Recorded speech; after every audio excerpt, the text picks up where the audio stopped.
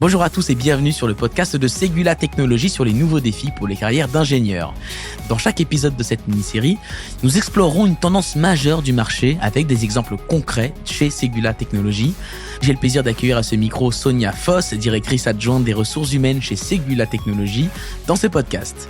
Nous allons évoquer avec elle dans ce 4e épisode comment Ségula Technologies maintient une culture d'innovation dans ses équipes. C'est parti. Sonia Foss, avec plus de 12 000 collaborateurs de par le monde, comment vous faites pour cultiver une culture de l'innovation et de l'engagement ? Comment on gère ? On revient sur la notion de proximité.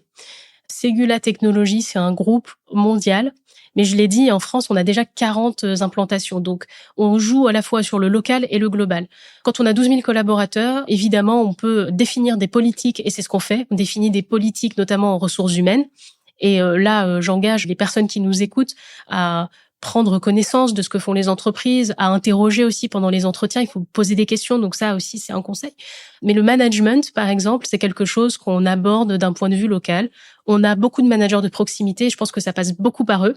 Il faut justement compter sur la proximité entre les équipes pour qu'il y ait de l'engagement, pour qu'il y ait de la passion et qu'il y ait toujours cette envie d'aller plus loin dans l'excellence de l'ingénierie. Quelles sont les thématiques sur lesquelles vous innovez ? Est-ce que l'environnement en fait partie ? Oui, c'est presque maintenant dans le top des priorités.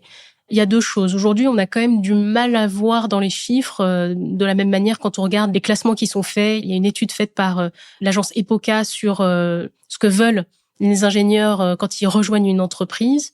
On retrouve plutôt des notions individuelles de est-ce que je vais m'épanouir, est-ce que je vais me sentir bien, est-ce que je vais travailler sur des projets innovants. Néanmoins, il y a quand même effectivement cette notion de ce qu'on appelle la RSE, la responsabilité sociétale des entreprises.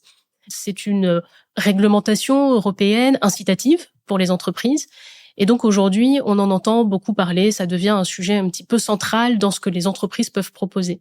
Nous, on a choisi, par exemple, chez Ségula, de nous orienter sur 3 axes stratégiques dans notre politique RSE. Et dans les 3 axes, il y a la mixité, il y a le handicap et il y a l'environnement.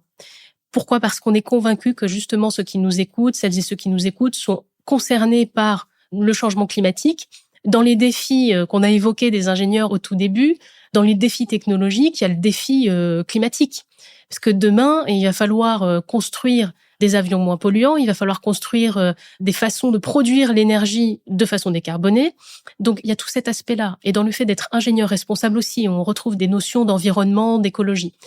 Donc moi, je suis persuadée que c'est important pour la population d'ingénieurs. D'ailleurs, on le met en avant au travers de nos projets d'innovation, notamment, qu'on réalise chaque année. On a 200 projets d'innovation qu'on réalise chaque année avec une équipe.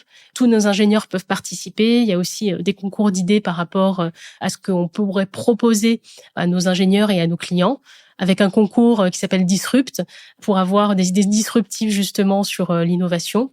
Donc oui, l'environnement aujourd'hui, c'est un critère important, mais au-delà, je dirais, de dire qu'on fait des choses par rapport à l'environnement, il faut le démontrer. Par exemple, quel serait un projet que vous avez mené d'innovation autour de l'environnement ? Ok. Il y en a une qu'on fait particulièrement qui, je pense, intéressera les Français et ceux qui viendront à Paris en 2024.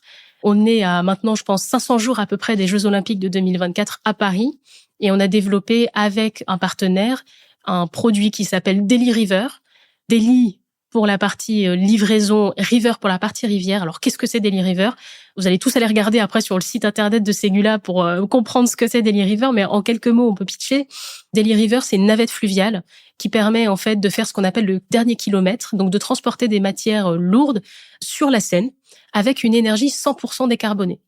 Donc, c'est une illustration de ce qu'on fait pour l'environnement, de l'impact qu'on fait pour l'environnement. Et sur l'innovation, quand même, je voudrais dire aussi une dernière chose. C'est différent de dire qu'une entreprise innove parce qu'elle utilise des technologies innovantes, ce qui peut être le cas, encore une fois, avec la réalité virtuelle, la réalité augmentée, le métaverse, que de porter des projets d'innovation. Et porter des projets d'innovation, comme le font certaines entreprises, on est vraiment dans l'étape d'après, c'est la démonstration, encore une fois, je parlais de preuve, c'est la preuve par l'exemple de ce qu'on peut faire dans une entreprise comme Ségula pour traiter des sujets environnementaux. Quelle est selon vous, Sonia, la différence entre une entreprise innovante et une entreprise qui innove ? Dans quelle catégorie appartient Ségula Technologies ? Pour moi, la distinction, et pour revenir dessus, parce que je pense que c'est un concept important, On a donc des entreprises, encore une fois, si on donne des grandes tendances, toutes les entreprises aujourd'hui vont innover dans le sens où elles vont utiliser des technologies innovantes.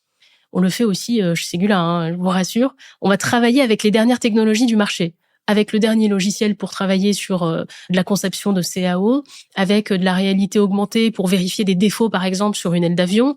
Donc, on travaille sur ces technologies-là. On travaille avec ces technologies-là. Maintenant, l'innovation, et le conseil que je peux donner à ceux qui nous écoutent, vous recherchez une entreprise innovante, regardez si l'entreprise porte des projets en son sein d'innovation. Donc, par exemple, est-ce qu'elle a des équipes de R&D, de RI? Chez Ségula, ça s'appelle la recherche et innovation. Est-ce qu'elle a des équipes? De combien de personnes? Qu'est-ce que font ces personnes? Est-ce qu'elle publie des choses? Nous, on a sur notre site internet ce qu'on appelle le book des innovations. Dedans, il y a une centaine de pages de toutes les innovations du groupe Ségula. Donc, est-ce que l'entreprise, elle publie des choses? Qu'est-ce qu'elle dit de ces innovations? Je pense que quelque chose aussi d'autre à regarder, c'est les brevets.